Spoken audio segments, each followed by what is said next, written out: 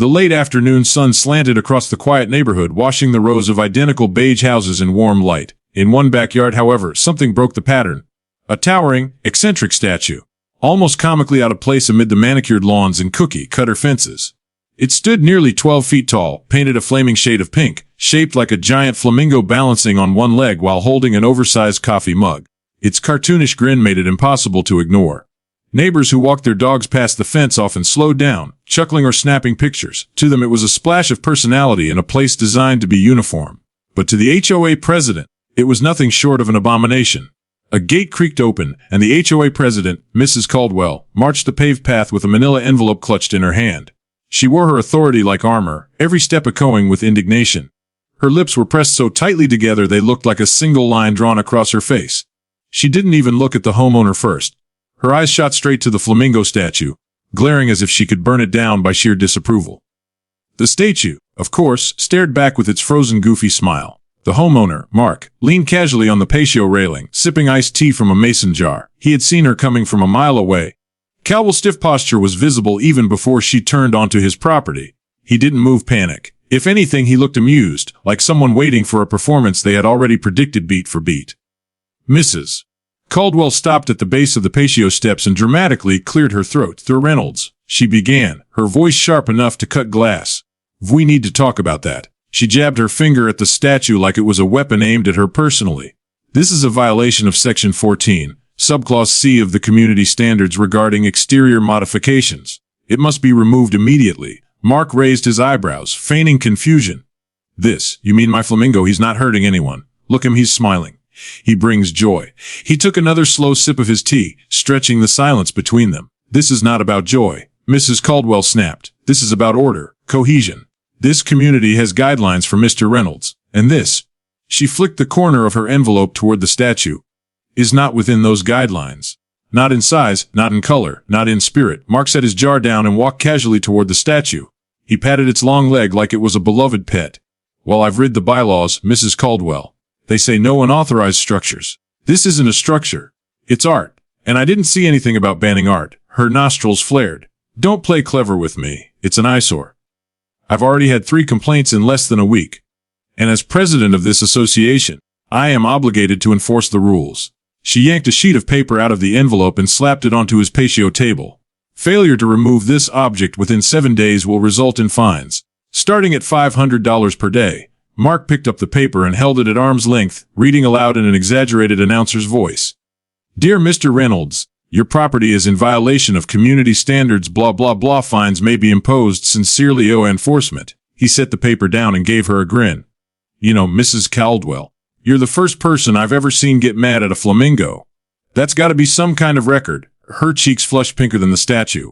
"This is not a joke. If you do not comply, further legal action will be taken. You'll be in serious trouble." Mark tilted his head, his grin widening. "Trouble for who? Because if you fine me $500 a day, I think people are gonna want to know why.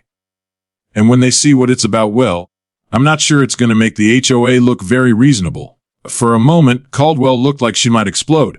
But instead she sniffed, squared her shoulders, and spun on her heel. "You'll regret this," she muttered, stomping back toward the gate.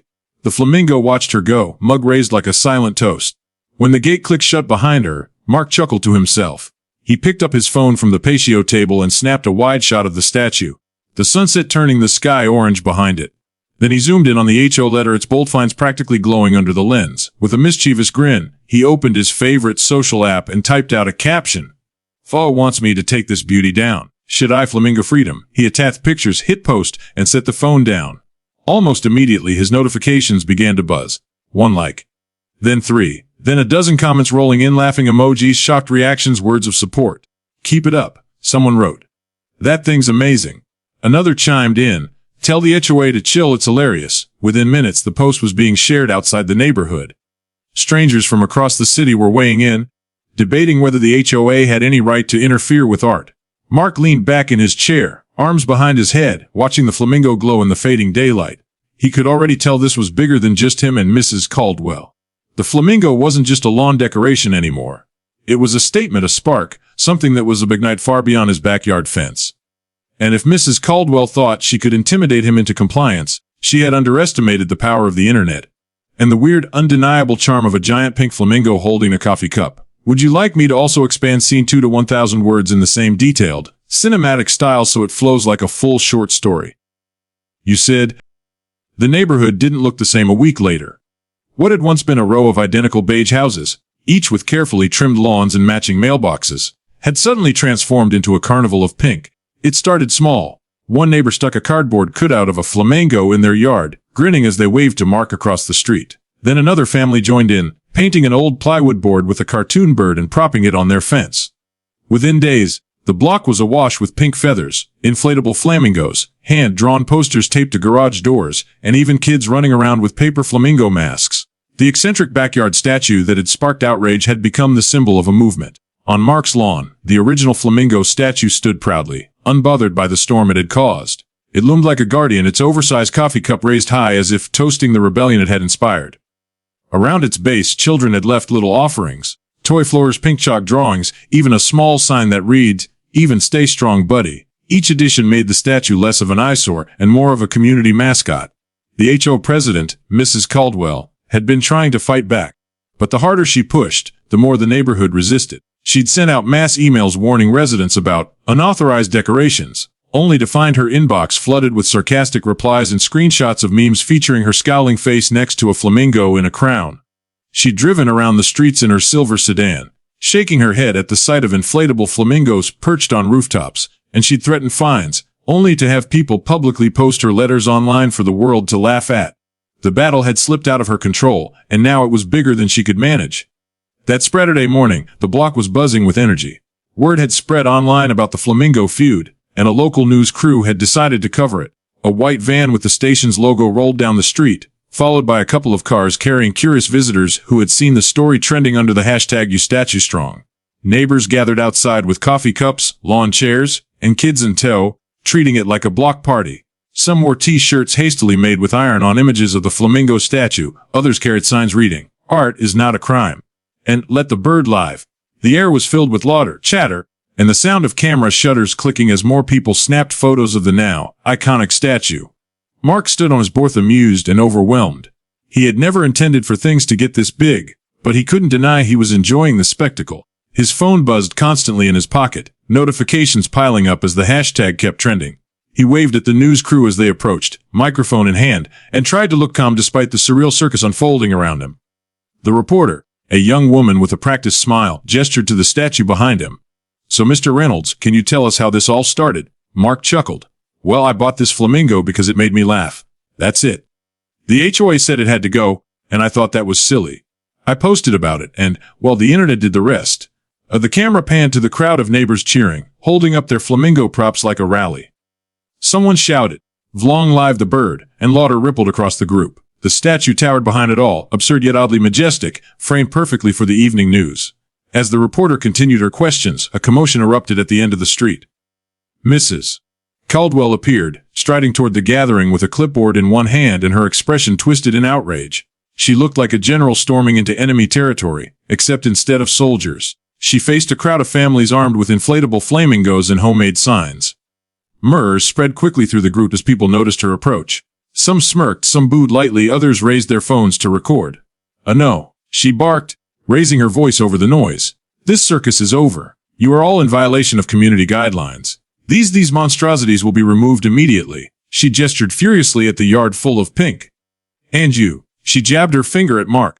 "If you will take down that statue before the day is done or face serious consequences." But instead of cowing to her authority, the crowd erupted in laughter. A teenager wearing a flamingo mask shouted, "Make me, Karen."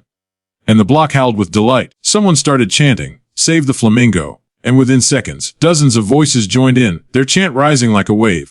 Even the news crew's cameraman couldn't hide his grin as he swung the lens back and forth between Caldwell's furious face and the jubilant crowd. Mark stepped forward, standing between the statue and the HOA president. He didn't raise his voice, but his words carried. "Mrs. Caldwell, I think the people have spoken. This isn't just my statue anymore. It belongs to the neighborhood.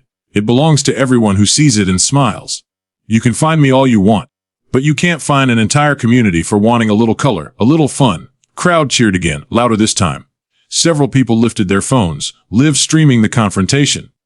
Caldwell sputtered, opening and closing her mouth as if trying to form a retort, but every word she spoke was drowned. Flamingo, save you, Flamingo. The reporter seized the moment, turning to face the camera with a wide smile. What began as a simple backyard decoration has now become a full-scale neighborhood movement. The statue behind me, not just memes and hashtags, but a conversation about community, individuality, and the limits of HO power. The HOA president, realizing she was being filmed live, tried to cover her face with her clipboard and push her way through the crowd. But every step she took was followed by laughter and the sound of camera shutters.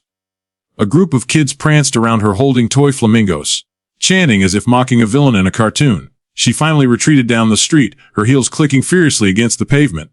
When she disappeared from view, the crowd erupted in celebration. Neighbors clapped, cheered, and raised their flamingos in triumph. Someone blasted music and within minutes, what had started as a protest had turned into a block party. Kids danced in the street, parents handed out lemonade, and even the news crew stayed longer than planned, filming the joyous chaos. As the sun dipped low, casting the statue in a golden glow, Mark looked around at the sea of pink. He felt a strange sense of pride, not just in defying the HOA, but in seeing his community come alive in a way it hadn't before. The statue had been silly at first, just a joke for his own amusement. But now it was something bigger, a symbol of resistance, unity, and laughter in a place that had been smothered by uniformity. He raised his glass of iced tea high, echoing the statue's eternal toast. To the Flamingo, he shouted. To the Flamingo. The neighborhood roared back, their voices carrying into the night. And as the hashtag #UStatueStrong surged past 50,000 posts online, it was clear that the bird had won.